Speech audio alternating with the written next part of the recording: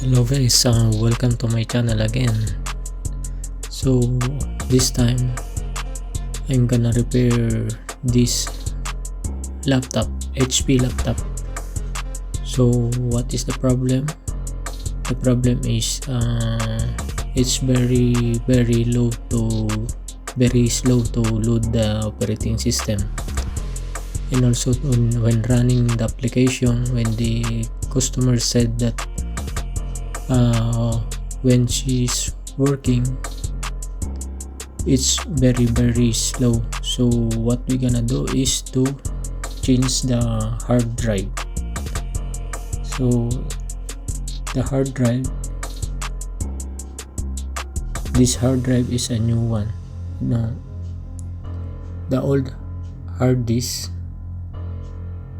it caused the problem why the computer is running very slow. So I need to change it, because this is what happened to the computer when it goes slow, sometimes with the programs or sometimes with the problem with the hardware.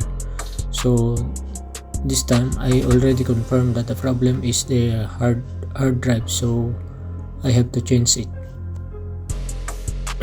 So how to change? You only have to remove the screws, but remove first the battery, of course.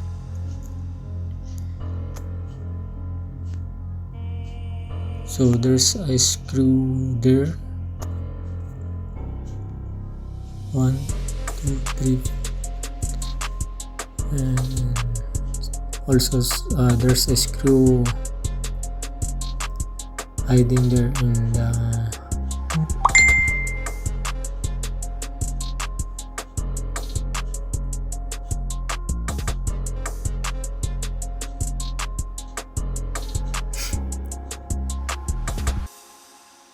that's it. We have to remove all the screws, and also there's a screw here.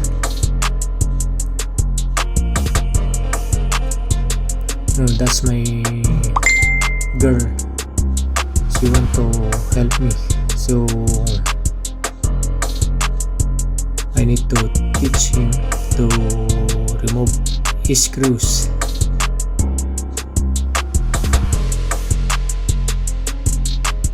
Because you want to learn how to repair. So every time I have a repair, she always there with me, because she want to learn something, and I like it also because she's very smart, and I like that kind of kids. She want to learn something new.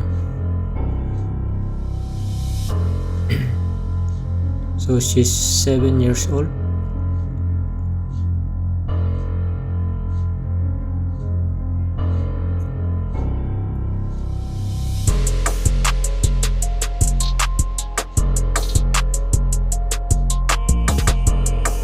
She like removing screws.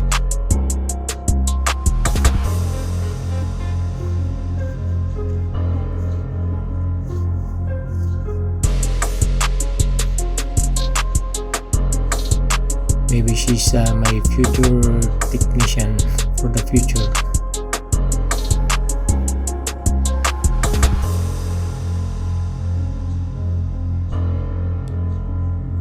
So that's it. Just remove all the screws. Then after remove the screws, we have to remove the cover.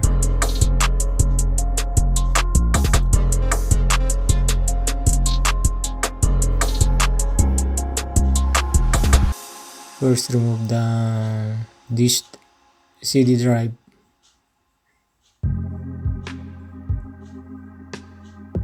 Then now I have to remove the cover. There's something there. There's one left screw.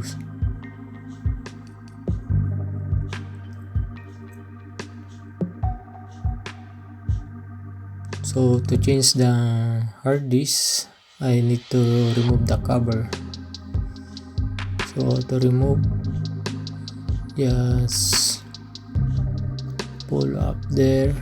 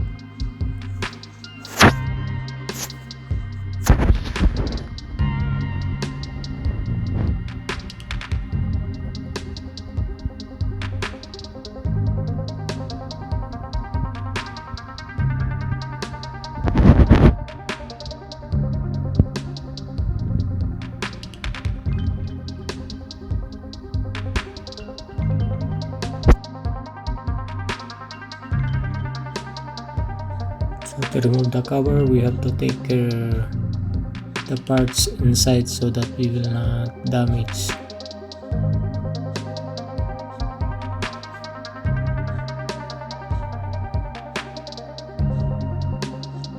You have to check it, the screws removed.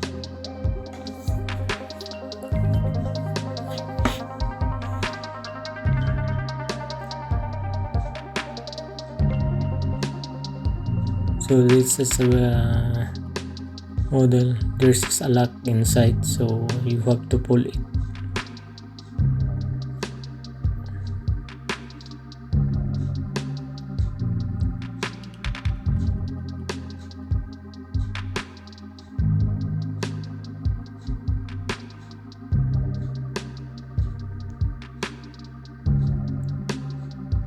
So here we go. Yan na. Bubuksan na.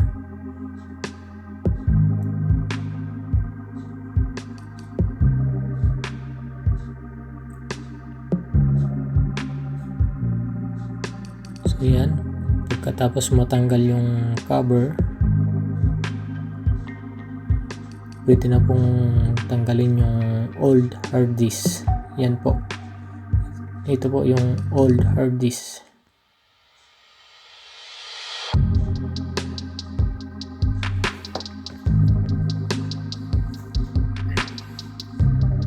So tatanggalin lang natin yung mga tornilyo dyan.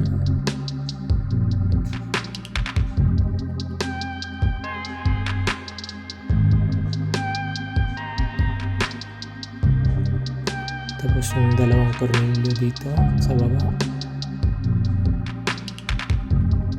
tanggalin lang po yan. Tapos pwede na nating kunin tong old hard disk. Ito po yung HDD hard disk drive, yung old na model ng hard disk drive.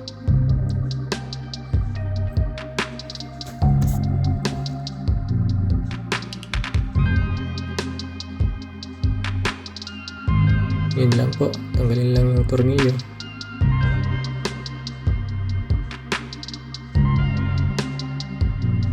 Tapos ililipat natin dito yung tinanggal natin, yung tornilyo at saka yung bracket.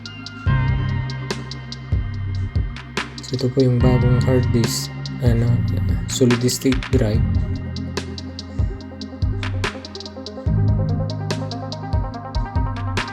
So maganda po itong yung SSD na hard disk po, kasi cheap na po siya, hindi na po siya yung katulad ng lumang hard disk na may motor na umiikot sa loob. Ito po yung bagong hard disk, yung bagong tipo ng hard disk na cheap po siya, kaya 10 times na mas mabilis po sa pagbasa ng sa pag-read po ng mga programs.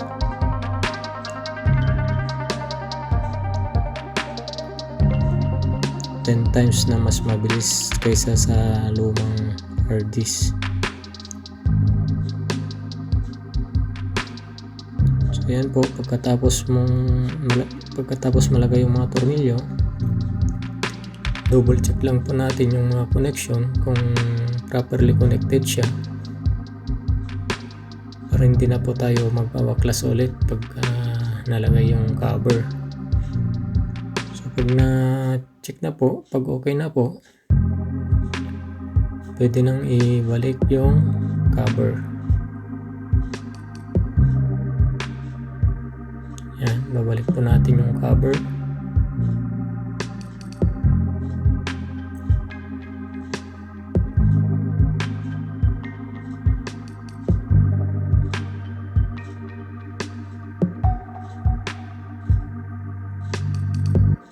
Yan. Pag nalagay na yung cover, pabalik na natin yung mga tornilyo.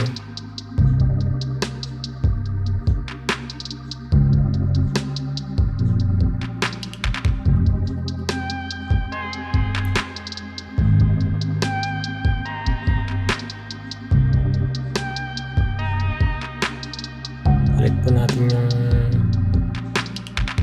CD drive, tapos balik na natin yung mga screws.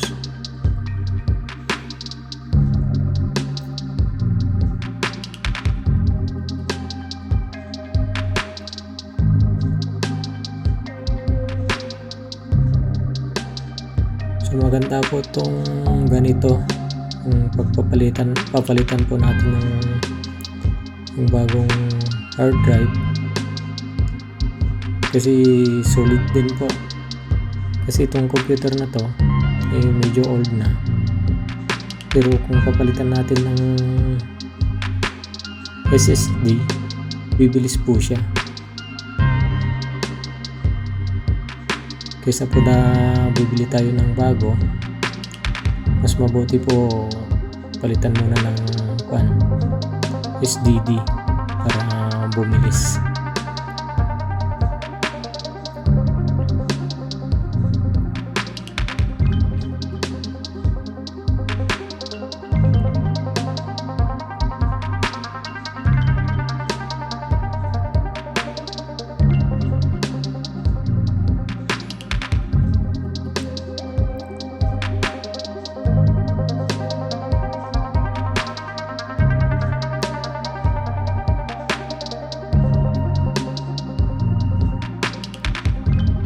So yan po, napalitan na. So pagkatapos po palitan, ititest po natin yan. Saka pala yung nilagay kong hard disk may laman na. Yung ginawa ko kasi dyan, cleanon ko muna yung mga files niya sa bagong hard disk para hindi siya mawawala, kasi kailangan ng may-ari yung mga files niya, mga application niya. Saka di na rin ako mapapagod para sa installation ng program. So pag na-clone na po siya, yung mga dating laman niya nandyan pa rin sa bagong hard disk.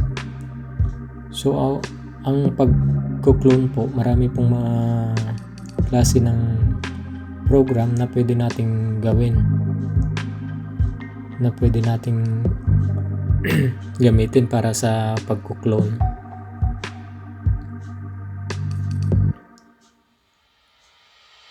So yan po, naglo-load na yung bagong nag-load na yung system. So nakita nyo po dyan, pagkalagay ko ng hard disk, meron na po siyang Windows, may program na siyang naka-install. Hindi ko na kailangang mag-install ulit ng operating system saka mga application, kasi na-clone ko na yan, na-clone ko na.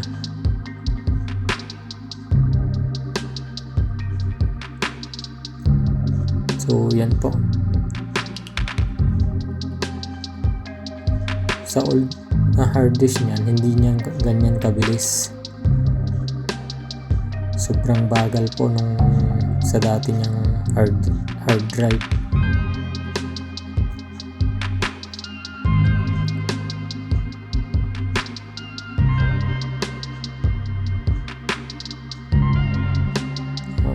Yan, ang bilis na. Ang bilis nang mag-open.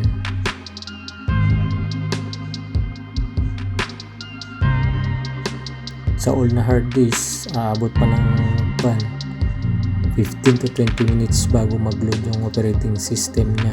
So sa ngayon, sa bagong hard disk, yan po, mabilis na. Ang bilis nang nag-open.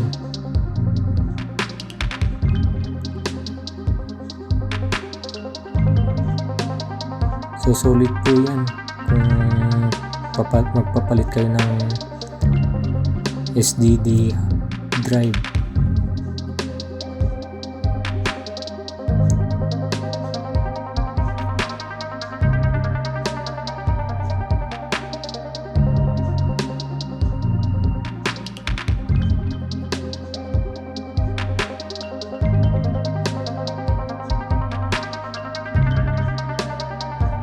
So i-restart po natin yan. Tingnan natin kung paano siya mag-restart.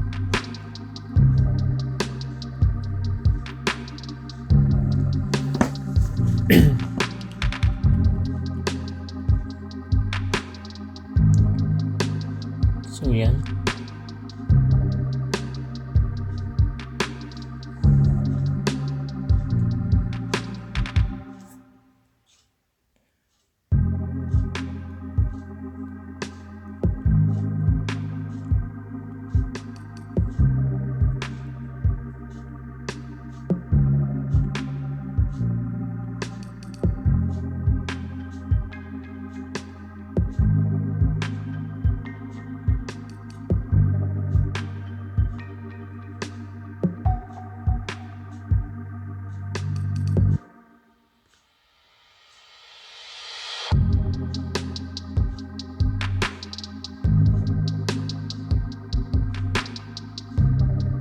So yan po, mabilis siya kasi wala pang 1 minuto yata yung pag-load niya.